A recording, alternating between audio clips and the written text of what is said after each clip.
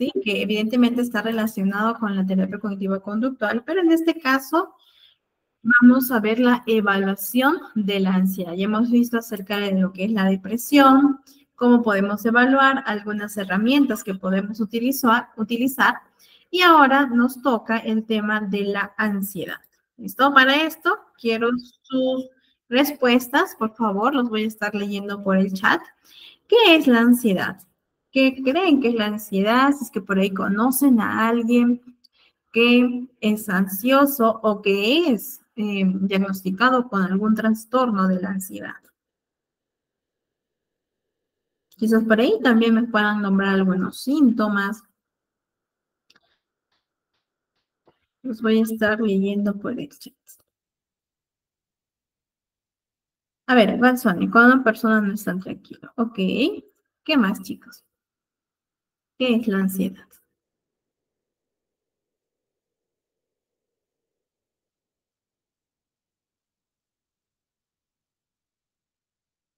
A ver, Gonzoni, perfecto. Sí, ¿no? Le sudan las manos, es una manifestación que a veces tiende a ser muy común en las personas.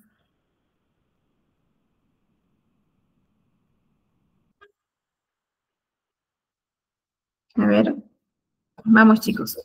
Somos, a ver, Daisy, miedo a los acontecimientos del futuro, ok. Dolor en el pecho, también. Ujú. Dolor de cabeza, que también suelen manifestar. Muy bien, Walsoni, muchas gracias, Walsoni, muchas gracias, Daisy.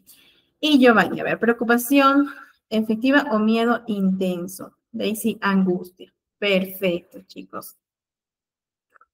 Eh, Comer, sí, hay algunas personas que ingieren alimento por ansiedad, ¿no?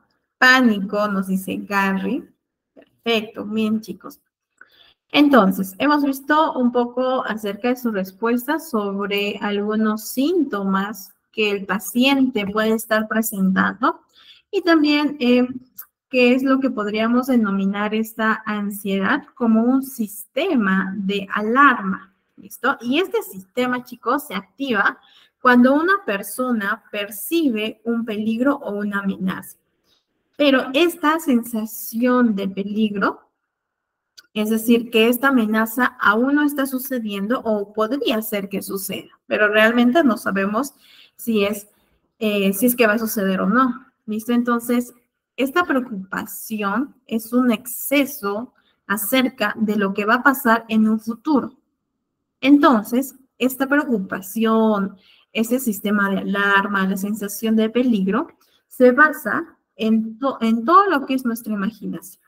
¿Sí? Es decir, en ese futuro que yo creo que va a pasar. Y quizás también a ustedes les ha pasado, probablemente, ¿no? Que nos imaginamos los peores escenarios de lo que podría pasar a la mamá, al papá, a nuestros hijos, por ahí a nuestra pareja, etcétera. Bien, entonces es una preocupación excesiva acerca de lo que podría pasar en un futuro. A ver, ahí por ahí Walsoni también nos mencionó algunos síntomas, ¿no? Por ejemplo, el dolor o la presión en el pecho, la taquicardia. En algunos casos también hay personas que tienden a ahogarse, también manifiestan náuseas, sudoración. Esto en cuanto a síntomas fisiológicos, ¿sí? Solo son algunos. Por otro lado, tenemos síntomas emocionales y cognitivos, ¿sí? A ver, ¿qué emociones, qué ideas pueden presentar los pacientes, ¿no? Por ejemplo, estos pensamientos catastróficos, es decir, me imagino lo peor que podría pasar, ¿bien? Y cuando nosotros nos imaginamos lo peor que podría pasar, nuestra mente cree que de verdad en ese momento en nuestro presente está pasando. Y por eso nos produce todo lo que es la ansiedad y todo el ciclo vicioso que vamos a ir viendo en las siguientes diapositivas. ¿Bien? También hay una sensación de inseguridad, sentimiento de inferioridad, hay una incapacidad para poder concentrarse, para poder tomar atención. Ah, excelente, pues a mí se bloquean, ¿cierto? Y una preocupación excesiva por el futuro, sobre el qué va a pasar o qué malo podría pasar a mi familia, a mí o en otra situación, ¿no? O en otra área también de nuestra vida. Síntomas conductuales, la inquietud, que también nos mencionó Walsoni, y la evitación, ¿sí? Yo tengo conductas evitativas. Por ejemplo, si yo tengo miedo a poder exponerme en una reunión social donde sé que las personas van a conversar, van a pedir también mi opinión, mi comentario y voy a ser observada, entonces yo voy a tener una conducta evitativa y es muy probable que no acuda a tal reunión, ¿sí? Voy a evitar sentir todo esto, todo lo que me dicen mis pensamientos, solo con la finalidad de tener la tranquilidad al no estar expuesta en tal situación. Ahora, vamos a ver que en la ansiedad, según la TCC, hay varios errores de pensamiento. Y ustedes, cuando tengan contacto con este tipo de personas que tienen ansiedad, quizás por ahí también lo van a identificar. Y es importante que nosotros lo identifiquemos y que el paciente también aprenda a identificar qué errores de pensamientos está manifestando. A ver, primero tenemos la adivinación. ¿Qué quiere decir esto, no? Que cuando tu mente interpreta las predicciones como hechos, es decir, voy a quedarme siempre sola porque mi pareja me dejó. Es un hecho que yo me voy a quedar sola, ¿sí? O mi salud mental va a seguir deteriorándose y tendré que volver a tomar los medicamentos, ¿sí? Yo creo que es un hecho. O voy a accidentarme otra vez. Bien, es una afirmación, es una predicción de un futuro que no sabemos qué va a suceder.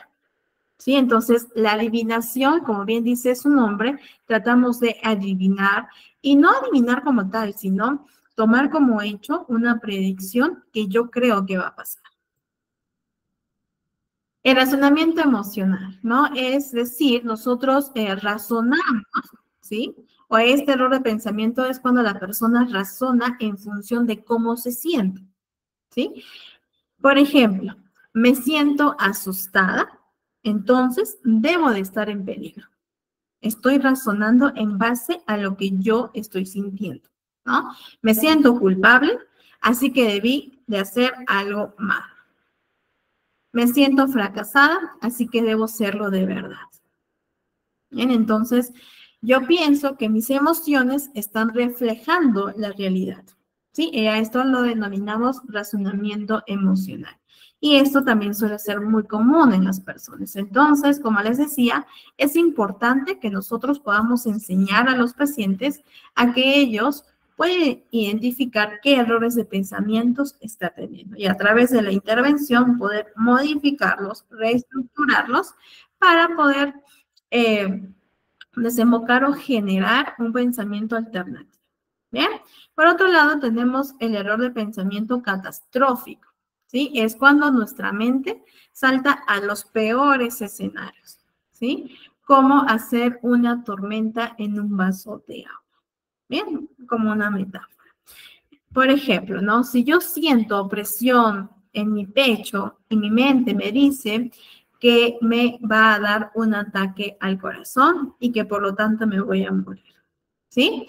Es decir, mi mente ya se saltó a un escenario catastrófico, al peor escenario, que en este caso sería que me va a dar un ataque al corazón y que me voy a morir, ¿no? O por ejemplo, tu hijo no regresa de realizar algunas compras u otra actividad y no contesta su celular. Bien, entonces la mente le dice a la mamá, seguro le pasó algo malo, seguro ya lo secuestraron, seguro por ahí ya le robaron, seguro le pasó un accidente, entre otros. ¿Sí? Entonces, la mente en este caso realiza escenarios catastróficos, ¿sí? De una situación en particular. El análisis de las amenazas, ¿sí? Es decir, cuando nuestra mente busca en el entorno aquello que tememos, aquello que nos da miedo, ¿bien? Entonces, el análisis de las amenazas, chicos, a menudo se asocia con que la mente asigna significados a eventos inofensivos. Por ejemplo, ¿no? Una persona que realiza un chequeo obsesivo de las noticias para buscar actualizaciones sobre enfermedades, sobre por ahí muertes, secuestros, robos, etc. Bien. O una persona que revisa constantemente su cuerpo para detectar algo que indique una enfermedad. Bien, entonces yo estoy buscando donde quizás no haya ciertos factores de aquello que yo temo, ¿sí? Y de esta forma yo realizo lo que es el análisis de la amenaza. Por otro lado, también tenemos este error de pensamiento, que es abrir la caja de Pandora. ¿Bien?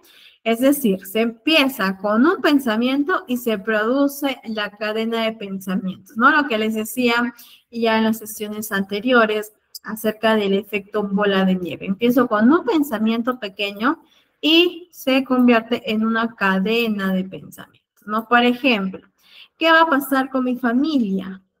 ¿Sí? Después pienso, ay no, pero ¿qué va a pasar con mi pareja? ¿Qué va a pasar con mi trabajo? ¿Qué va a pasar con mi futuro? ¿Con la economía? ¿Qué va a pasar con mi familia? ¿No? ¿Qué va a pasar conmigo? Etcétera. Entonces, de un pensamiento, ¿sí? Se generan otros pensamientos que evidentemente en este caso son perjudiciales para la persona. Por otro lado, también tenemos la indefensión aprendida, ¿sí? Es decir, ¿cómo soluciono este problema?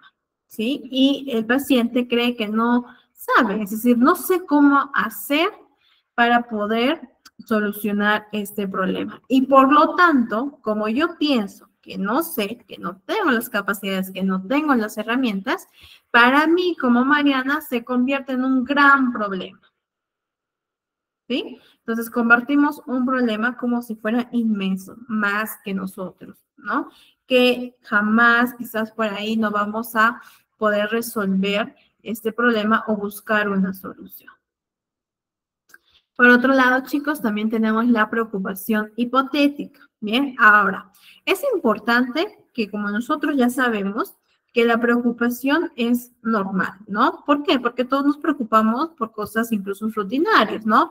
Nos preocupamos porque los chicos vayan al colegio, por realizar quizás la comida, por un trabajo, bueno, en algunos casos por hacer informes, por dar clases, etc.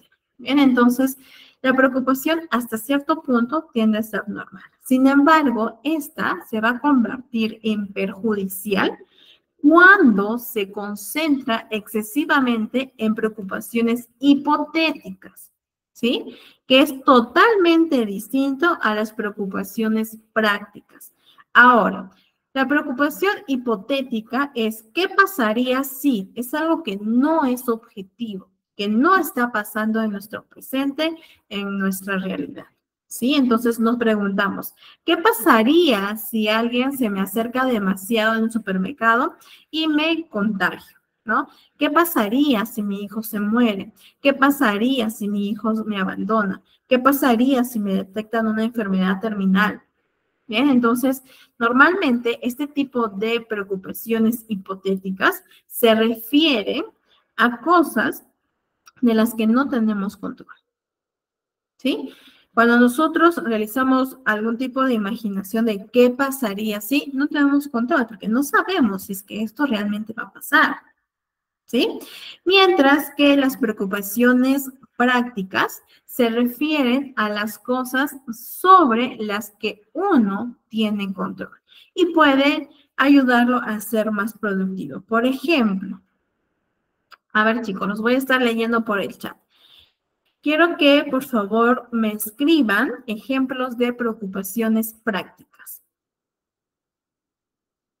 Ya hemos visto algunos ejemplos de preocupaciones hipotéticas, ¿no? ¿Qué pasaría si me detectan una enfermedad? ¿Qué pasaría si mi esposo se muere? Etcétera. Pero, ¿cuál sería una preocupación práctica? Donde nosotros tenemos control. Perfecto, Gary, ¿no? Aprobaré este curso. ¿cierto? Es una preocupación práctica. Gary tiene el control de esto. ¿Por qué? Porque va a tener que organizarse, quizás por ahí con el trabajo, con los estudios, con la familia, entre otras preocupaciones, pero es práctico, ¿no? ¿Por qué? Porque tiene control. A ver, el dinero, ok, también tiende a ser una preocupación, pero ¿qué pasaría si yo digo, no? ¿Qué pasaría si me despiden del trabajo? ¿Sería una preocupación hipotética o una preocupación práctica? ¿Qué pasaría si me despiden del trabajo?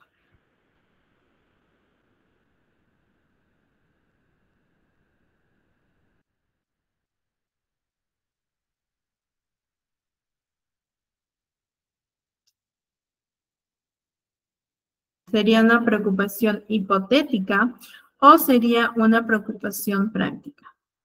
¿Qué pasaría si me despiden del trabajo? ¿Qué pasaría si es que no me alcanza el dinero? ¿Qué pasaría? Perfecto, Daisy. Hipotética. Perfecto, Wilson. ¿Cierto? Llegar temprano al trabajo. Ok. Preocupación, nos dice Giovanni. ¿No? Hipotética. ¿Cierto? Preocupación hipotética, ¿no? Porque es algo que nosotros no tenemos control. Bien, entonces, aquí, cuando nosotros realicemos lo que es la intervención como tal, chicos, vamos a tener que psicoeducar a nuestros pacientes sobre estos errores de pensamiento. Bien, aquí tenemos la preocupación hipotética, la indefensión aprendida, el análisis de amenazas, la caja de Pandora, el razonamiento emocional, catastrófico y la adivinación. ¿Sí? Son algunas de los errores de pensamientos que se asocian a la ansiedad. ¿Sí? Y aquí, particularmente hablando de la preocupación hipotética, vamos a decirle a nuestros pacientes, ¿tus preocupaciones tienden a ser hipotéticas o tienden a ser prácticas? ¿Bien? Para que él se dé cuenta, no, sí, pues tengo preocupaciones hipotéticas, ¿no? O no, sí, tengo preocupaciones prácticas y tengo control de esto, por lo tanto, tengo la capacidad de poder resolver tal preocupación. ¿Bien? Listo, chicos. Ahora, pasamos a lo que son trastornos de la ansiedad. Bien, por cuestiones del tiempo, solo vamos a ver algunos de manera profunda. Sin embargo, yo les recomiendo que de manera personal puedan leer, ¿no? Acerca de cada uno de los trastornos de la ansiedad. ¿Listo? Aquí es importante considerar lo siguiente. A ver, yo les voy a realizar esta pregunta y por favor espero que me puedan contestar en el chat. ¿El miedo es normal?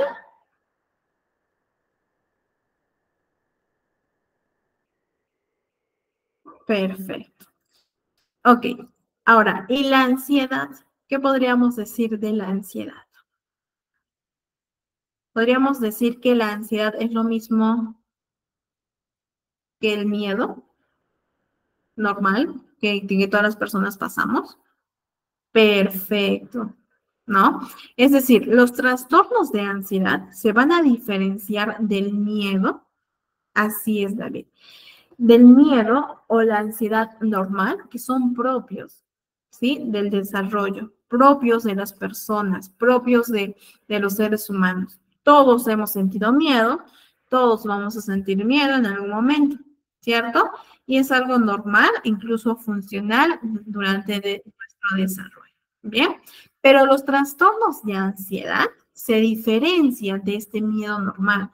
¿Por qué? Porque son excesivos, porque son persistentes y van más allá de los periodos de desarrollo apropiados. ¿Listo?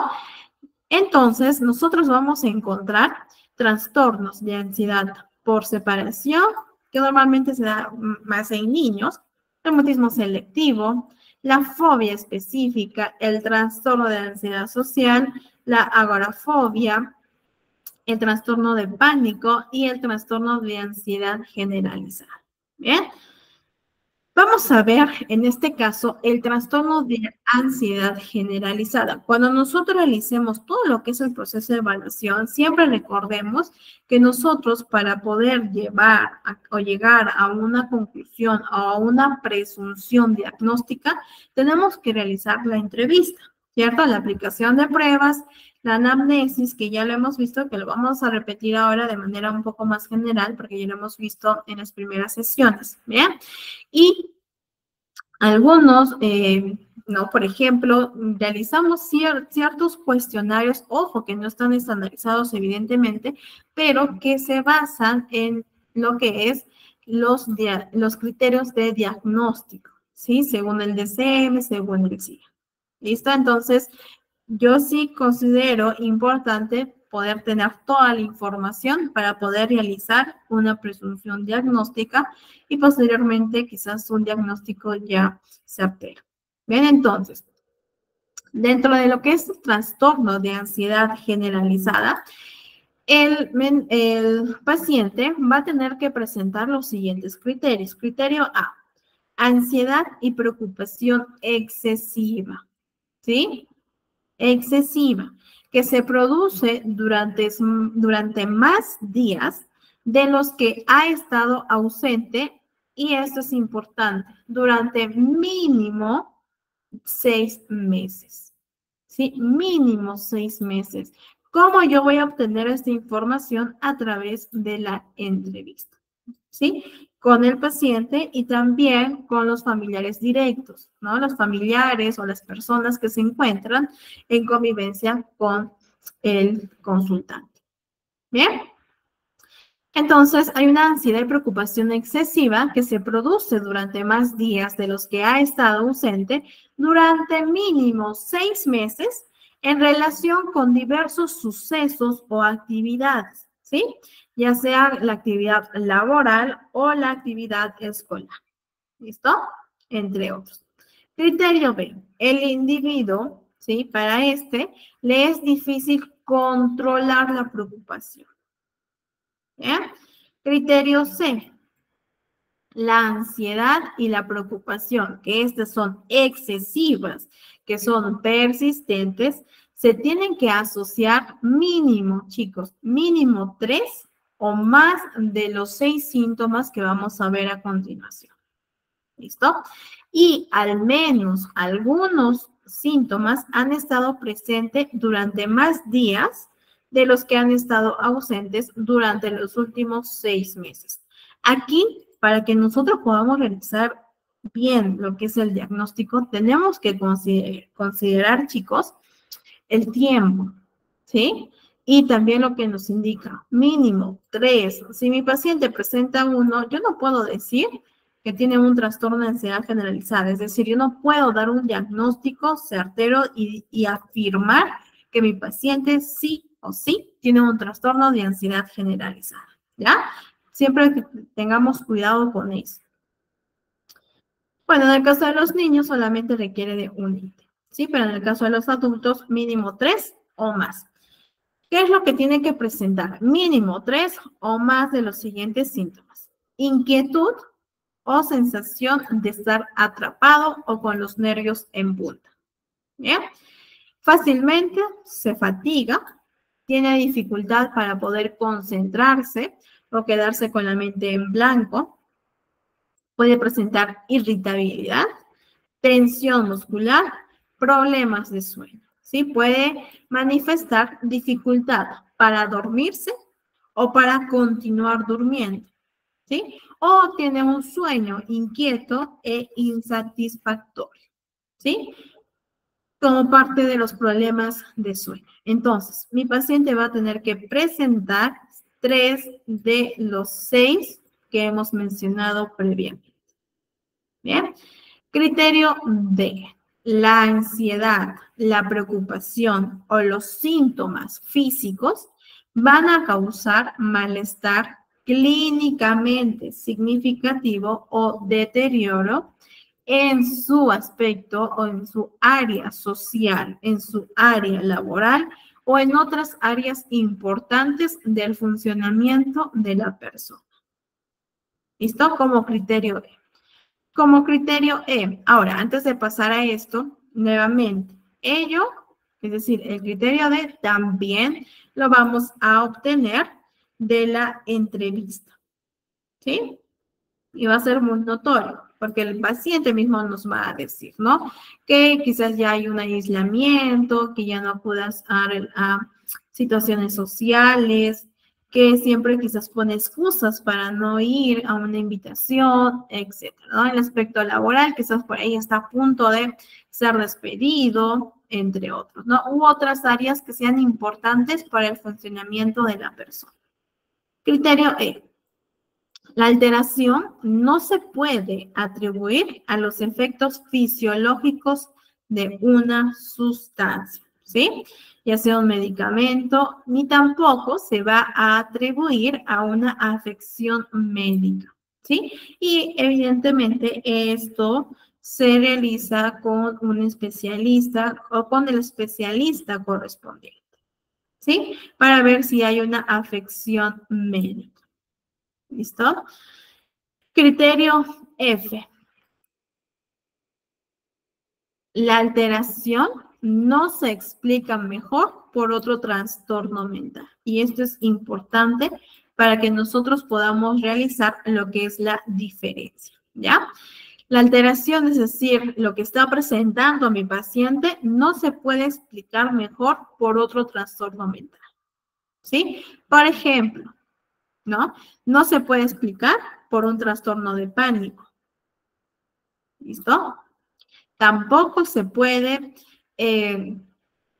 explicar por un trastorno obsesivo compulsivo. ¿Listo? Yo tengo que aprender a hacer la diferenciación. Tampoco se puede explicar mejor lo que presenta mi paciente por un trastorno de la ansiedad social. ¿Sí? Tampoco por un trastorno de estrés postraumático, trastorno de ansiedad por separación, tampoco por un trastorno dismórfico corporal, ¿sí? Tampoco, chicos, se puede explicar por un trastorno de ansiedad por enfermedad o el contenido de creencias delirantes en la esquizofrenia o el trastorno delirante. Bien, entonces yo voy a tener que realizar esta diferenciación. Si mi paciente presenta síntomas que pueden ser ansiedad generalizada, pero también por ahí un trastorno obsesivo compulsivo, entonces no tenemos que ver bien, ¿sí? ¿Cuál de los dos cumple con los criterios? ¿Sí? Para poder realizar la prescripción diagnóstica. Listo. Entonces, como les decía, bien, vamos a ver qué es la ansiedad por separación, el mutismo selectivo, entre otros, de manera general. Sin embargo, yo sí les aconsejo que puedan, en su espacio personal, puedan leer, ¿sí? Sobre cada uno de estos. Bien, la ansiedad por separación es este miedo o ansiedad persistente, excesivo, sobre los posibles daños que puedan sufrir las personas a las cuales yo siento un apego, ¿sí? Y sobre las situaciones que pueden llevar la pérdida o la separación de estas personas donde yo he creado un apego, ¿listo? Y rechazo, evidentemente, a separarse con estas personas. ¿Bien? Pueden presentar pesadillas y síntomas físicos de angustia. ¿Listo? Esto es ansiedad por separación. El mutismo selectivo, ¿sí? Que también es muy común. Incluso tengo niños que tienen mutismo selectivo, ¿sí? A ver, este se caracteriza por la incapacidad para hablar en las situaciones sociales en las que hay una expectativa de hablar. Por ejemplo, en la escuela, ¿sí?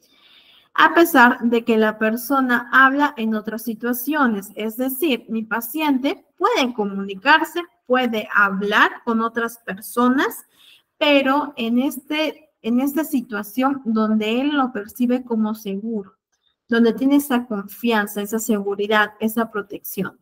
Sin embargo, en otros contextos sociales o en otras situaciones sociales, es ahí donde se limita a hablar, sí, comunicarse, manifestar lo que quiere, lo que piensa, lo que sea. ¿Bien? Sí, igual son. Pero esto es parte evolutivo, ¿no? La mayoría de los niños lloran a la primera vez que se desapegan en los papitos cuando van el primer día del colegio, ¿no? Hasta que los niños se adapten. Ahora, si mi niño no se adapta y continúa y ya presenta síntomas como físicos, síntomas como pesadillas, y ya hay un miedo persistente que a pesar de que se ha trabajado la adaptación, entonces ahí sí es importante acudir a un especialista para que por ahí nos dé un descarte o un diagnóstico de eh, ansiedad por separación. ¿Listo? Listo, pues. La fobia específica, ¿no? Que también tiende a ser común. En este caso, los pacientes presentan un miedo intenso, ¿no? Fuera quizás también, ¿no? De lo normal, hacia situaciones o hacia objetos específicos y por lo tanto los evita. ¿eh? Después vamos a ver cómo nosotros podemos intervenir en ello. ¿Sí? A través de la exposición en vivo, a través de la exposición simbólica, o a través también de la desensibilización sistemática. ¿Listo? Esto ya lo vamos a ver en la próxima sesión. Entonces, aquí en la fobia específica, el miedo, la ansiedad o la evitación es persistente. ¿Sí? Es muy persistente y continua. Y dura típicamente entre 6 o más meses. El trastorno de ansiedad social es cuando la persona siente un miedo o una ansiedad intensa ante las interacciones sociales. ¿Listo? O en esas situaciones donde mi paciente sabe que va a ser observado y por lo tanto las evita. ¿Sí? Yo sé que voy a ser observada por otras personas y también sé que voy a tener que interactuar con otros, dar mis opiniones, conocer a otras personas y por lo tanto yo voy a evitar porque tengo un miedo, ¿sí? Tengo miedo y tengo ansiedad. ¿Listo? Entonces, las conductas evitativas es una lucha constante con las personas que presentan ansiedad. El trastorno de pánico, ¿sí? Es decir, son ataques de pánico imprevistos recurrentes y un ataque de pánico es la aparición súbita de miedo, ¿sí? Este miedo, pues evidentemente es intenso y o un malestar que también es intenso y alcanza su máxima expresión en minutos, ¿sí? Y durante este tiempo se puede producir o se puede manifestar algunos síntomas, ¿no? Por ejemplo, las palpitaciones aceleradas, la sudoración, el temblor, la sensación de ahogo, el dolor en el tórax, miedo a morir, etcétera. ¿Sí? Entonces, los ataques de pánico, en muchas ocasiones he tenido pacientes que presentan este tipo de ataques de pánico y desde un inicio, ¿no? Por ejemplo, tenía uno que me decía que cuando él terminaba de trabajar y se paraba, sentía que el piso ya se movía, ¿no? Se movía y comenzaba el ataque de pánico. ¿Sí? Entonces, él sentía que se iba a morir porque era más físico hasta que entendió que todo estaba en su pensamiento, que era más psicológico. ¿Bien? Y que ya lo estaba somatizando a través de un ataque de pánico. Entonces, los pacientes en muchas ocasiones van a venir derivados de otros especialistas, ¿no? Por ejemplo, este paciente vino derivado del cardiólogo, porque no había una causa orgánica, ¿sí? Físicamente estaba bien. Entonces, le dijeron, pues, evidentemente que era algo psicológico. ¿Sí? Entonces, en muchos pacientes van a creer que es algo físico, pero en el fondo sabemos que es algo psicológico, bien emocional. y la agorafobia, ¿no? Que es este miedo o esta ansiedad intensa, excesiva, de estar en lugares en donde le va a resultar difícil a mi consultante escapar o donde piensa que no va a tener ayuda, ¿sí? Esto es la agorafobia. Listo, chicos. Entonces, hemos visto de manera general cada uno de los trastornos de ansiedad. Nuevamente, los invito a que ustedes en su espacio puedan estudiar un poco más acerca de cada uno de estos, ¿sí? Porque sí es importante saber. Bien, chicos, entonces pasamos a lo que es la evaluación y la entrevista, ¿cierto? Hablamos también del primer contacto que tenemos con el paciente. Esto es importante porque aquí nosotros vamos a establecer este rapport, ¿listo? Es decir, a través de mi paciente, yo le voy a invitar, ¿listo? Para que pueda explayarse y pueda ser libre en su motivo de consulta o lo que él quiera decir. ¿Bien? Entonces, el consultante tiene que percibir que cuando está en nuestro consultorio está en un lugar seguro, donde puede ser él o ella, ¿sí? Y donde la persona que está al frente mío no me va a juzgar, no me va a decir, ¿por qué hiciste eso? No debiste hacer lo otro, ¿sí? Entonces, aquí es importante que el paciente, chicos, tenga la certeza de que la otra persona no me va a juzgar y me está escuchando y que esta persona, sí, me va a ayudar, va a hacer de un guía o facilitadora y estoy en un lugar donde puedo ser libre. ¿Bien? A ver, chicos, siempre recomiendo, ¿sí? Eso ya de manera muy particular, muy personal, que en el primer contacto, es decir, ya culminando la primera sesión, establezcamos lo que son los horarios, ¿sí? Esto para tener un orden, tanto para nosotros como especialistas, como también para los pacientes, ¿bien? Porque si pues después agendamos, por ahí se nos puede cruzar, entonces sí es importante ya establecer horarios, ¿bien? Si por ahí hay alguna reprogramación, también es importante que podamos nosotros brindarles algunas condiciones, ¿no? Por ejemplo, ¿qué pasaría si yo no trabajo en un consultorio particular, perdón, trabajo en mi consultorio particular y tengo pacientes agendados y mi paciente X tenía sesión a las 7, pero a las 6:50 me cansé o me reprograma? Bien, recordemos que también nuestro tiempo es valioso, entonces sí es importante establecer ciertas condiciones de forma que también educamos al paciente para poder reprogramar, para poder sacar las citas, entre otros. ¿Listo? A ver, por otro lado también los precios, ¿no? Y algunos ya depende de cada uno, lo maneja de manera por sesión o por paquete de sesiones, ¿sí? El tipo de terapia, que también es importante, ¿no? Si manejamos lo que es la TCC, entonces le vamos a explicar qué es la TCC, por qué es importante, cómo esta nos va a ayudar, qué beneficios tiene este tipo de terapia y también las tareas que va a llevar a casa, ¿sí? Que es una forma que él nos va a demostrar, más que a nosotros mismos, a él mismo, sobre el compromiso que tiene durante todo este proceso, ¿sí? Y el número tentativo de sesiones. Ojo, tentativo, ¿sí? Siempre voy a recalcar esto. ¿Por qué? Porque si yo le digo a mi paciente que a la 5ª sesión ya va a estar bien, es mentir, ¿cierto? ¿Por qué?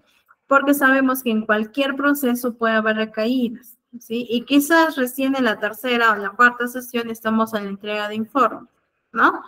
Entonces, yo no puedo decir que la 5ª, la 6ª, la 7ª sesión mi paciente ya está bien, ¿sí? Sobre todo si es que hay un trastorno o una comorbilidad de trastornos, ¿bien? Entonces, como les decía, también la importancia de dar a conocer las políticas en caso no se cumplan los acuerdos establecidos.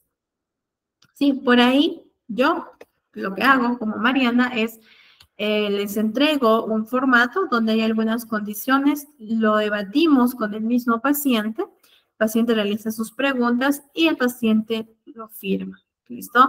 firma las condiciones, le doy una copia a él, una copia para mi historia, y él ya lo tiene a la mano.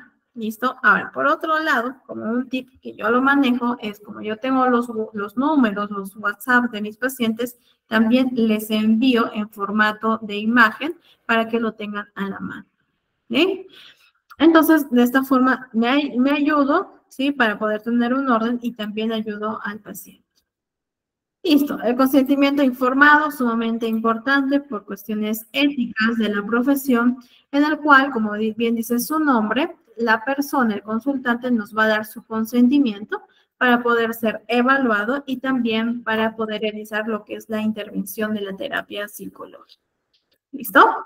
Entonces, yo particularmente uso el consentimiento que viene en pantalla, donde hay algunas condiciones también, en donde se observa que el paciente ha realizado todas las preguntas oportunas y que estas preguntas han sido resueltas de manera correcta para que esté bien informado. Listo. Entonces, hemos tenido primer contacto con el paciente, hemos realizado lo que es parte de la entrevista, parte de la anamnesis, y durante el proceso de evaluación, ¿sí? Tenemos que abordar anamnesis, examen mental, informe psicométrico, informe psicológico y también el informe psicoterapéutico, ¿sí? Donde nosotros nos vamos a guiar para llegar al objetivo final según las sesiones preestablecidas. ¿Listo? Entonces, ya hemos visto la anamnesis, que involucra la anamnesis, la importancia que tiene la anamnesis, donde yo voy a poder abordar temas tales como si es que hay antecedentes familiares, antecedentes personales, acerca de su desarrollo desde que era pequeño, si es que por ahí se acuerda, ¿no? La autodescripción de su personalidad, si es que por ahí ha recibido algún tipo de terapia, si es así, qué tipo de terapia, qué tipo de tratamiento, si es que acudió a psiquiatría, entre otros. ¿Listo? El examen mental, que yo voy a realizar la observación y por ahí algunas pruebas donde yo puedo utilizar para poder ver cómo está su memoria, su conciencia, entre otros. El informe psicométrico, que es todas las pruebas que nosotros hemos evaluado, realizamos lo que es el análisis cuantitativo, ¿sí? Y el análisis cualitativo. Y el informe psicológico como tal. Bien, aquí tenemos el ejemplo del examen mental. Yo sí les he compartido, ¿sí? Lo que es el examen mental, un PDF. ¿Sí? Un PDF que yo lo utilizo y pues que es elaborado, ¿no? Bien, la entrevista, ¿no? Importante porque es una técnica que nos va a permitir conocer los datos generales, datos específicos y también sobre el problema principal y las posibles causas de dicho problema. ¿Listo? Tiende a ser directiva y no directiva. También tenemos la entrevista estructurada y la semiestructurada. Particularmente recomendamos la semiestructurada. ¿Por qué? Porque hay momentos en los que mi paciente me va a tener que responder sí o no, ¿cierto? Pero va a haber otros momentos en el que yo voy a permitir que mi paciente pueda explayarse, ¿listo? Que no se limite en contestar con monosílabos, sí o no. ¿Listo? Entonces, de esta forma, realizamos lo que es la entrevista, preguntas básicas, por ejemplo, desde, dónde, cuándo, cómo, cuántas veces, en qué ocasiones. ¿Sí? A ver, aquí importante, como les decía, tenemos que descartar alguna enfermedad médica o el consumo de sustancias. Esto, pues, se deriva a lo que es los especialistas correspondientes para que nosotros podamos tener el informe, quizás posible diagnóstico, y de esta forma yo realizar una presunción diagnóstica. ¿Listo? Por ejemplo, un infarto cardíaco o una crisis hipertensiva puede presentarse como ansiedad y presión en el pecho. ¿Sí? Entonces, es importante, chicos, que nosotros podamos descartar alguna enfermedad médica o el consumo de sustancias. ¿Listo? También tenemos que considerar el papel de otros trastornos mentales que pueden explicar los síntomas de ansiedad. ¿sí? Lo que les decía, tenemos que aprender a hacer la diferencia entre un trastorno de ansiedad generalizada con un trastorno obsesivo-compulsivo, ¿sí? O con un trastorno o fobia específica, ¿no? O trastorno de ansiedad por separación, etc. Entonces, nosotros tenemos que aprender a diferenciar cada uno de estos trastornos, ¿ya? Y también, descartadas estas enfermedades físicas, nos va a permitir evaluar cómo es esta ansiedad, cómo se manifiesta, qué síntomas presenta, en qué momentos, qué estrategias utiliza mi paciente para poder realizar lo que es el afrontamiento a este tipo de manifestación. ¿Listo? Algunas otras preguntas que nosotros podemos utilizar para poder guiarnos son las siguientes. ¿Desde cuándo tiene o presenta la ansiedad? ¿En qué momento aparece la ansiedad? Es una pregunta que también suelo utilizarla para poder realizar mi análisis funcional de la conducta. Esto también, ¿no? ¿Cuánto dura la ansiedad? ¿Cómo de intensa o cuán intensa es esta ansiedad de una escala del 0 al 10? ¿Mejora de alguna manera la ansiedad o qué estrategias tienes para poder afrontar la ansiedad que estás presentando? ¿Cómo es su sueño? ¿Cómo es el curso de su sueño?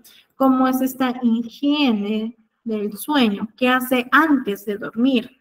¿Sí? Por ahí muchos de mis pacientes antes de dormir están con el celular, ¿sí? Y que están viendo noticias, están viendo videos que no les ayudan a dormir, al contrario, ¿bien? Que les causa un malestar e incluso ansiedad. Entonces, sí es importante que poco a poco nosotros podemos reestructurar estos hábitos para que pueda tener un buen sueño, ¿no? Por ejemplo, lo que es la meditación, las respiraciones profundas, la meditación guiada, el mindfulness después de dormir, ¿no? Al despertarse, entre otros. Entonces, son algunas herramientas que nosotros podemos indicar a los pacientes para que puedan realizar un buen hábito del sueño. ¿Cómo está de ánimo? ¿Cuál es su ánimo predominante? ¿No? Quizás por la irritabilidad, la preocupación, la tristeza, la angustia, entre otros. ¿Le ha ocurrido algo recientemente? Algo que quizás una ansiedad que no la ha podido controlar, cómo, con quién estaba, qué pasó, qué cree o cuál cree que fue el factor predisponente, entre otros. ¿Ha tenido algún episodio previo similar? ¿Sí? O también tiene algún familiar a quien le haya ocurrido algo parecido. ¿Tiene algún familiar que haya sido diagnosticado con algún tipo de trastorno? Sí, no, ¿cuál? ¿Qué tratamiento recibió en caso haya recibido un tratamiento? Bien, ahora durante la entrevista, durante todo el proceso de evaluación, vamos a identificar los parámetros de las conductas, ¿sí? Es decir, la frecuencia, la intensidad y la duración. Ese es el análisis topográfico que ya habíamos visto anteriormente. ¿Listo? También tenemos que identificar las conductas problemáticas y definirlas en términos conductuales, es decir, ¿qué ocurre exactamente en tu trabajo? ¿Qué es lo que no está funcionando en tu familia? ¿Qué es lo que te está afectando? ¿Qué es lo que está pasando? Por ejemplo, es que me viene ansiedad, ¿no? O tenía un paciente adolescente que me decía, es que tengo un ataque de ansiedad, ¿no? Tengo un ataque de pánico. Y no había sido un ataque de pánico, ¿sí? Sino que había sido una ansiedad, ¿sí? Una fobia específica ante los exámenes, fobia específica ante todo lo que tenga que ver con lo que es la escuela.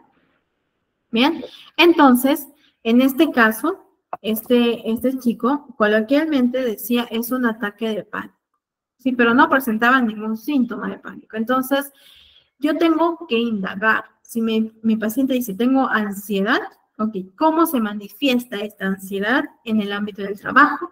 ¿Cómo se manifiesta esta ansiedad en el ámbito familiar, en el ámbito personal, académico, con tus amigos, con tu pareja, etcétera? ¿Bien? Entonces, tengo que definir términos conductuales para poder yo realizar el análisis funcional de la conducta. Por otro lado, aquí, ¿no? El análisis funcional de la conducta que les decía es determinar los antecedentes, qué pasó antes de que suceda esto, ¿sí? Y los consecuentes, qué ocurrió después de haber finalizado esta conducta. ¿Listo? Por otro lado, importante también identificar los recursos y las fortalezas que tiene mi paciente y esta red de apoyo, ¿no? Es decir, quiénes nos van a ayudar de manera externa de la terapia o de la consulta para que mi paciente tenga este soporte emocional, ¿sí? Redes de apoyo que ayuden a poder superar todo este proceso y llevar a cabo lo que es la psicoterapia. ¿Bien? A ver, cuando nosotros también realicemos lo que es este proceso de evaluación, importante fijarnos en el área cognitiva, indagar, tener información acerca de sus pensamientos. ¿Qué piensas en esta situación que te está generando ansiedad? ¿Qué significa para ti esta situación? ¿Cuál es tu interpretación? ¿Sí? Todo aquello de que agrupa lo que son los pensamientos, las creencias, las ideas, etc. A nivel afectivo, ¿qué sientes en esos momentos? ¿Qué emoción surge? ¿Dónde surge esta emoción? ¿Cuándo surge esta emoción? ¿Cómo surge la ansiedad? ¿Y cuántas veces al día sientes ansiedad? ¿Sí? Fisiológico, ¿qué sensaciones internas experimentas? ¿No? Por ejemplo, sudoración, palpitación, ahogo, temblor, etc. Y a nivel motor, es decir, las conductas. ¿Qué haces en esos momentos? ¿Cómo reaccionas conductualmente en esos momentos? ¿Sí? Y desde cuándo tiene lugar este comportamiento. Y ustedes van a ver que muchas de las personas que son diagnosticados con ansiedad tienen comportamientos evitativos. ¿Bien? Ahora, como les decía, ¿no? En la sesión de evaluación de depresión, también dejamos tarea para la casa, ¿sí? Es una sugerencia, ustedes ya lo pueden manejar de acuerdo a su criterio, en el cual le hago redactar una pequeña autobiografía narrando los acontecimientos más importantes de su vida, ¿sí? Acontecimientos positivos y acontecimientos negativos, ¿sí? Para que él pueda realizar una retrospección de todo lo que ha pasado en su vida y pueda ver qué positivo o qué experiencias positivas tuvo o qué experiencias negativas también ha experimentado. Listo. Ok, terminamos el primer encuentro, pasamos ya al segundo encuentro en el cual realizamos lo que es la evaluación, ¿sí? Aplicamos cuestionarios, aplicamos test y autorregistros, ¿sí? Entonces, esto quiero que por favor lo tengan en claro, que las escalas, los cuestionarios, los test y los autorregistros por sí mismos no nos van a dar un diagnóstico, ¿sí? Por sí solos no nos van a dar un diagnóstico. Sin embargo, permiten identificar la vivencia de la ansiedad que está presentando mi consultante, ¿sí? Y esta información, es decir, los resultados que nos arrojan los cuestionarios, los test, van a complementar la valoración elaborada, ¿sí? Tras la entrevista. ¿Listo? Primero la entrevista y después realizamos lo que es la aplicación de las pruebas. Ahora, ¿por qué van a complementar? Porque nosotros tenemos que realizar todo el proceso de evaluación y eso solo es parte de este proceso, ¿ya? Entonces, si en el Milo, por ejemplo, me dice que tiene ansiedad generalizada, por ahí, patrones de la personalidad asociadas a un trastorno de ansiedad generalizada o las facetas de bromas, etcétera. Entonces, aquí yo no puedo decir que mi paciente tiene ansiedad generalizada. No, porque es parte de. Bien, entonces yo tengo que hacer un buen descarte.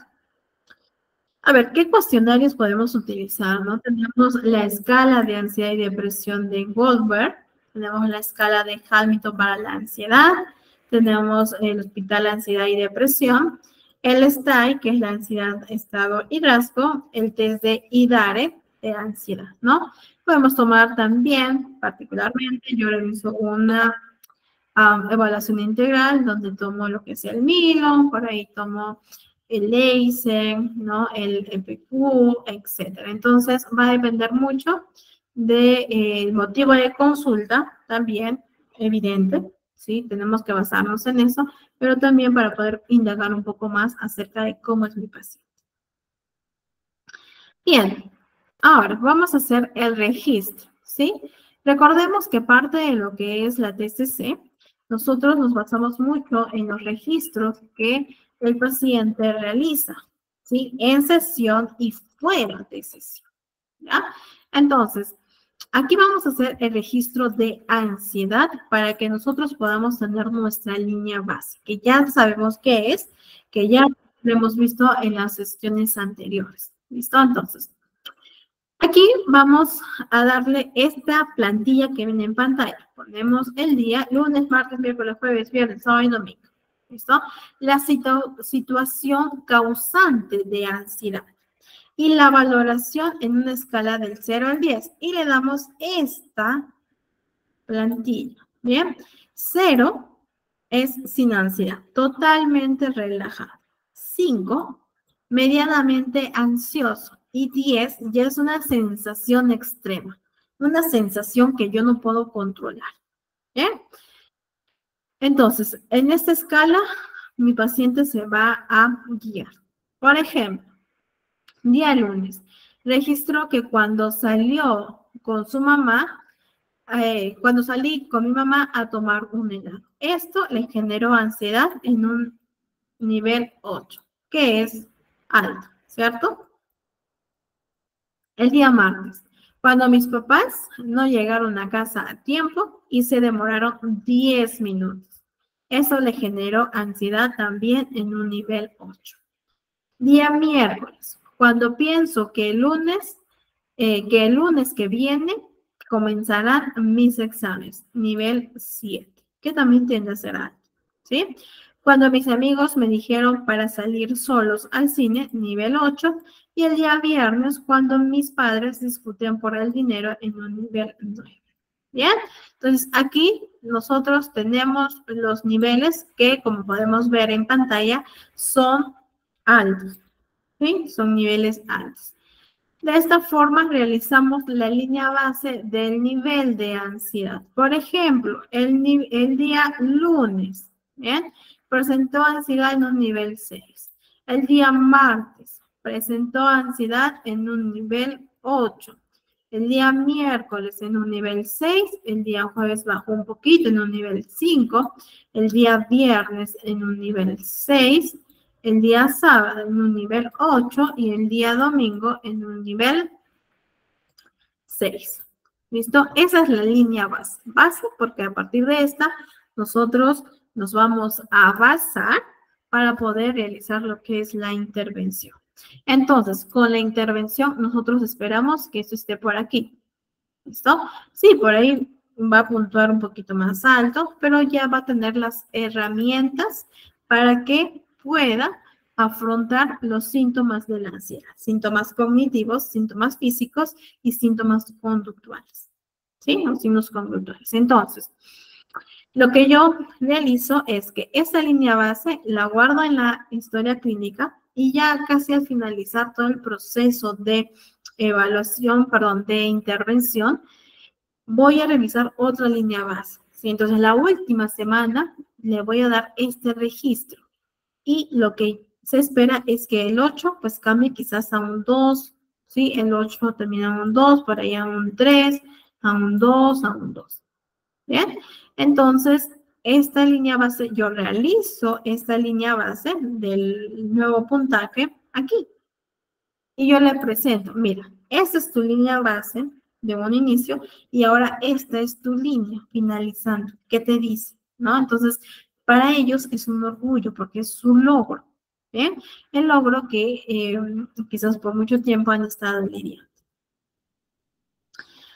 Bien, ahora podemos también realizar línea base en relación a la frecuencia de sus conductas, ¿sí? También podemos realizar, ya sea de ansiedad, que es más que todo la emoción, y en este caso las conductas como tal, ¿sí? O las reacciones. Por ejemplo, en la semana 0, aquí es por semana, ¿ven? Aquí lo hemos hecho por día. Ya ustedes lo manejan de acuerdo a su preferencia, ¿ya? De semana 0. ¿Sí? Presentó en un nivel, no, perdón, una vez presentó náuseas, ¿listo? También la semana 0 presentó 2 veces a la semana presiones en sus manos y 3 veces a la semana responder de mala manera, ¿listo? Semana 1, 0 veces náuseas, no presentó náuseas en la semana 1. Presentó una vez temblor, presentó 2 veces llanto y presentó 3 veces el hecho de presionar sus manos. ¿Listo? Y así lo realizamos sucesivamente y en este caso lo ha hecho por semanas. ¿Sí? Y lo que se espera que con la intervención esto pueda eliminarse o cambiar, ¿no? Claro, el llanto es algo natural, ¿no? Pero ya tenemos que saber dar nuestro espacio, validar nuestra emoción, pero también saber regular las emociones. ¿Listo? Y también ahora sí presionar sus manos a través de otras herramientas. Bien, aquí vamos a ver un poco acerca de las ideas irracionales, ¿sí? Asociadas a lo que es la ansiedad como tal.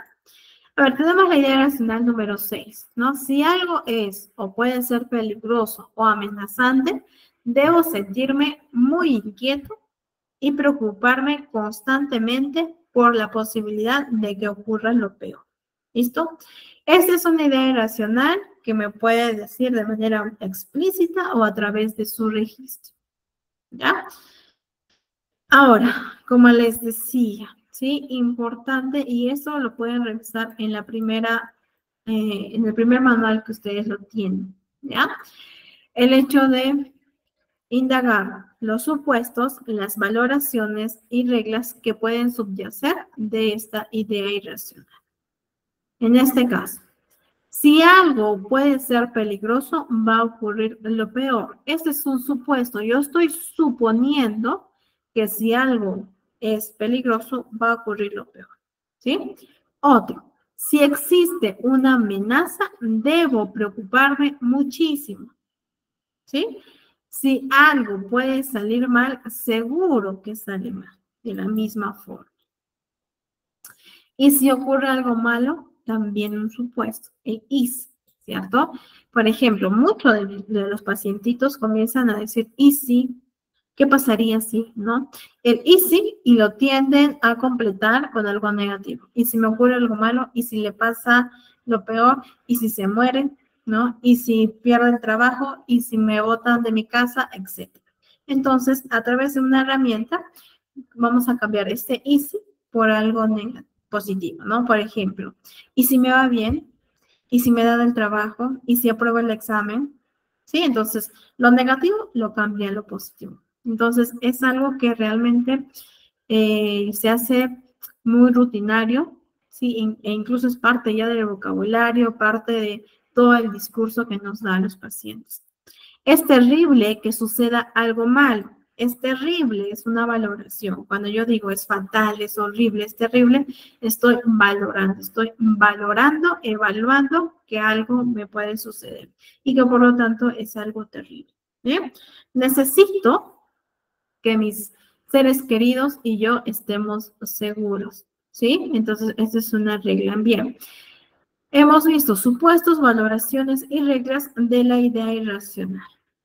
Una vez que ya hemos identificado esto, pasamos a identificar las ideas centrales que pueden estar en la base, que pueden ser este cimiento, ¿bien? Esta base que está en lo más profundo, ¿bien? Y que da a relucir como una idea irracional.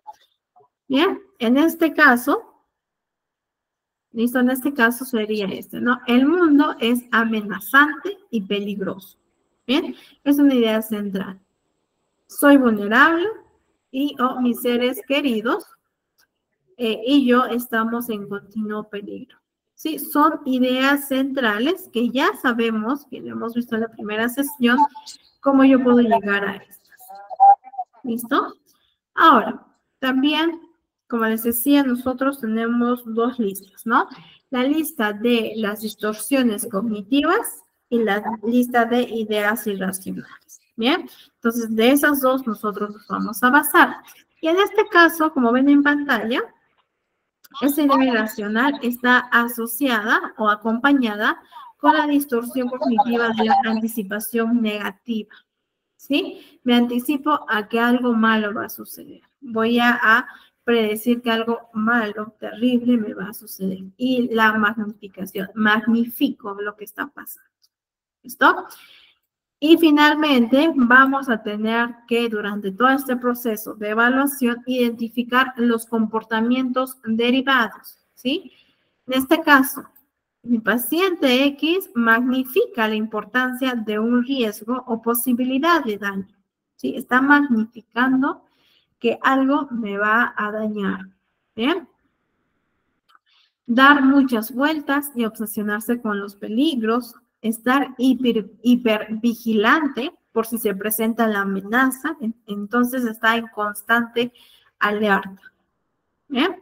Tomar excesivas precauciones y medidas de seguridad, ¿no? Por ejemplo, yo tenía una paciente que cerraba todas sus puertas con llave, se aseguraba, tenía en sus ventanas rejas, ¿sí? Con candados, entre otros, ¿no? Por ahí también me aparecía un TOC. Entonces, tenemos, como les decía, diferenciar entre un TOC, es decir, un trastorno obsesivo compulsivo, de una ansiedad o un trastorno de ansiedad, ¿sí? Entonces, aquí parte del comportamiento de mi paciente es que toma excesivas preocupaciones. Evitar los peligros y amenazas sobre el tema que nos preocupe, ¿no? Por ejemplo, yo tengo miedo a salir a la calle y poder contagiar, es un miedo que me produce ansiedad, ¿no? O tengo miedo a ir a reuniones sociales, ¿listo? Entonces, yo voy a evitar ir a esta reunión social. Tengo miedo de exponer en público, entonces voy a evitar exponer en público. Tengo miedo excesivo o ansiedad, quizás con animales, ¿no? Tengo fobia a los animales. Entonces voy a evitar tener contacto con estos animales. ¿Listo? Consultar a expertos de manera excesiva para tratar de tranquilizarse, ¿no? Y esto pasa muchísimo cuando algo sale fuera de su control. Nos escriben y nos dicen, por favor, que necesito una cita urgente y si es que en caso no tengamos la disponibilidad, están preguntando, ¿no? O investigando en Google, con otros especialistas, porque necesitan información para poder tranquilizarse, ¿sí? Necesitan decir, todo va a estar bien, no tienes por qué preocuparte, ¿no? Y tal cosa para que ellos puedan tranquilizarse, porque creen que tienen esta incapacidad de poder controlar sus pensamientos, de poder controlar los síntomas, y necesitan de otra persona y dependen de otra persona para poder llevar a cabo la tranquilidad, ¿sí? Y consumir tranquilizantes, y esto lamentablemente también tiende a ser muy común. ¿Bien? No, realmente no sé cómo los pacientes consiguen estos medicamentos, que solo es medicado, ¿sí? Por los psiquiatras, que son los especialistas correspondientes, para poder tratar lo que es la ansiedad. Pero en muchos casos consumen tranquilizantes, medicamentos, drogas, en otros casos, y en otros casos como por ejemplo el té de manzanilla, hay un té de los sueños, que no recuerdo muy bien cómo se llama, de azar, algo así, no recuerdo bien cómo se llama, pero tienden a consumir tranquilizantes para poder relajarse ante la inquietud persistente, ¿sí? Entonces, sí es importante que nosotros, en este caso, derivemos a psiquiatría, ¿bien? Bien, chicos, aquí tenemos lo que es la bibliografía, donde se ha obtenido la información de lo que hemos visto el día de hoy, y en donde ustedes también pueden tener mayor información ya de manera personal. Bien, y con esto terminamos lo que es la sesión del día de hoy. Y para finalizar, vamos a ver un pequeño video acerca de la ansiedad. Ya, a ver, espérenme un momentito. Les voy a compartir mi pantalla. Vamos a ver específicamente acerca del trastorno de la ansiedad generalizada. Esperen un momento.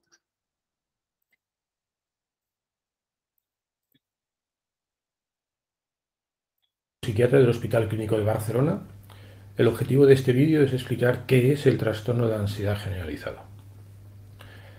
El trastorno de ansiedad generalizada, en medicina y psicología, lo definimos como la presencia de unos niveles de miedo, de ansiedad, muy superiores a los que parecen lógicos en base a la situación y a la forma de ser que tiene ese individuo. Con un hecho muy importante, y es que el propio individuo es consciente de que no es lógico su estado. Es decir, el propio individuo no sabe atribuir su estado a hechos, a cosas que le están sucediendo en la vida. El paciente es el primero que está sorprendido de repente tener esos síntomas. Esos síntomas son esencialmente mucho miedo, mucha sensación de tensión frente a no sabe qué el paciente. El paciente tiene la sensación como de que parece que puedan pasar cosas negativas de forma brusca. No sabe cuáles, no sabe definirlas, es todo en general. Y por lo tanto lo que describe es una sensación de alarma permanente, de hipervigilancia permanente. Junto a ese estado de por sí desagradable, casi siempre el paciente explica que de forma más o menos mantenida o con mucha frecuencia a lo largo del día tiene síntomas físicos de ansiedad, sean palpitaciones, sea sensación de diarrea, sea sensación de ahogo, sea algo de temblor, sea algo de sudoración. Todo eso junto hace que con mucha frecuencia el paciente, si está haciendo algo en una situación de no gran confort para él, pueda tener que dejar de hacerlo, tenga que huir de la situación por esa sensación de alarma que pueda estar creciendo en ese momento. Hay veces que ya ni siquiera el paciente llega a hacer algo, sino que frente a esa sensación de alarma permanente más síntomas físicos muy desagradables, es posible que ya incluso deje de hacer cosas, que no llegue, que las evite. No solo que las deje una vez que las está haciendo, sino que las evite. Insisto, el paciente te dice que no sé qué va a pasar, no sé si va a salir mal esto o lo otro, no sé. Es una sensación que me sale de aquí, un pensamiento que me sale de aquí, de alarma, de miedo a no sé qué, un miedo indefinido. Uno podría interpretar que si una persona tiene una sensación de miedo mantenida, es que por su forma de ser es una persona muy asustadiza, muy ansiosa, que se agobia con todo. Pues no. El trastorno de ansiedad generalizada es una enfermedad que de repente aparece. Habitualmente, podríamos decir que lo más frecuente es entre los 25, 35 años de edad, quizá entre los 20 y los 40, podríamos decir que se inicia, en personas que puede ser que fueran previamente ansiosas o en personas que previamente podían no ser nada ansiosas. Por lo tanto, no podemos decir que la personalidad ansiosa tenga que estar siempre presente para alguien padecer esta enfermedad. De la misma manera, no podemos decir que una persona tiene que haber estado muy estresada previamente, en los meses previos, a padecer esta enfermedad. No, no es correcto. Quizás sería correcto decir que es algo más fácil llegar a padecer un trastorno de ansiedad generalizada si uno es ansioso o si uno ha estado estresado últimamente, pero no sería correcto decir que tiene que cumplirse esta premisa. No. Puede ser uno claramente un individuo tranquilo y sin estar especialmente estresado y de repente empezar a tener esta enfermedad. ¿Cuál es el tratamiento del trastorno de ansiedad generalizada? Hay que conocer que tanto el tratamiento psicológico como el tratamiento farmacológico es útil. Conocer ventajas e inconvenientes de uno y de otro. Yo diría que el tratamiento psicológico tiene un aspecto muy importante en esta enfermedad. Primero, porque es eficaz como tratamiento, y segundo, porque esta enfermedad tiene tendencia a ir presentándose en forma de recaídas. Es decir, que una vez que hemos conseguido frenar los síntomas agudos de la enfermedad, tenemos que avisar al paciente de que es posible que al cabo de 3 meses, al cabo de 3 años o al cabo de 5 años vuelvan a venir los síntomas. Todo lo que uno haya conseguido aprender o curar a partir del tratamiento psicológico lo podrá volver a aplicar en el futuro si hay un reinicio de la enfermedad, y por tanto uno mismo puede frenar la enfermedad, frenar las consecuencias de la enfermedad si ha hecho un buen aprendizaje del tratamiento psicológico. Por otro lado está el tratamiento farmacológico, que yo diría que es claramente más rápido en cuanto a eficacia, más rápido que el tratamiento psicológico, pero con el clarísimo inconveniente de que una vez que quitamos el fármaco ya no deja nada de protección para el futuro. Y por lo tanto, como he dicho que esta enfermedad tiene tendencia a recaídas, nos podemos encontrar con que en la siguiente recaída, si la hay al cabo de 3 meses o al cabo de 5 años, el paciente tenga cero capacidad para manejar un poco la enfermedad. Y en cambio he dicho que el tratamiento psicológico sí que puede, quizá él mismo, frenar la enfermedad o como mínimo facilitar que no se intensifiquen muchísimo los síntomas o las consecuencias de evitar cosas derivadas de esos síntomas. Y a partir de ahí quizá podríamos decir que lo ideal es disponer de los dos tratamientos y en función de intensidad de síntomas, de preferencias del paciente, etcétera, decidir si uno, si otro o si una combinación de ambos, que en muchas ocasiones tendríamos que decir que es lo ideal. Dentro del tratamiento farmacológico hay dos grupos de fármacos que nos pueden interesar. Uno es el grupo de lo que llamamos benzodiazepinas, que nos sirven para de forma inmediata, rapidísima, disminuir los síntomas muy físicos, corporales de la ansiedad. Y luego tenemos fármacos que formarían parte del grupo de lo que se llama antidepresivos, y es que hay varios antidepresivos que no de forma brusca, sino en escasas semanas pueden hacer que esa sensación de tensión, de miedo difuso se vaya reduciendo. Por lo tanto, las benzodiazepinas de forma brusca disminuyen síntomas tipo palpitaciones, ahogo, y en cambio la sensación de temor, que es lo clave en esta enfermedad, responde a algunos grupos, algún grupo de fármacos antidepresivos, pero responde tras semanas de tratamiento. Para finalizar este vídeo quería comentar que no es lo mismo el trastorno de ansiedad generalizada que el ser un neurótico. En el trastorno de ansiedad generalizada hay muchos síntomas de ansiedad y el paciente no entiende a qué viene tener esa sensación de alerta y además no forma parte de todo lo que era la forma de ser o de razonar la persona, sino que él habitualmente funcionaba de una manera y de repente aparecen estos síntomas constantes de ansiedad.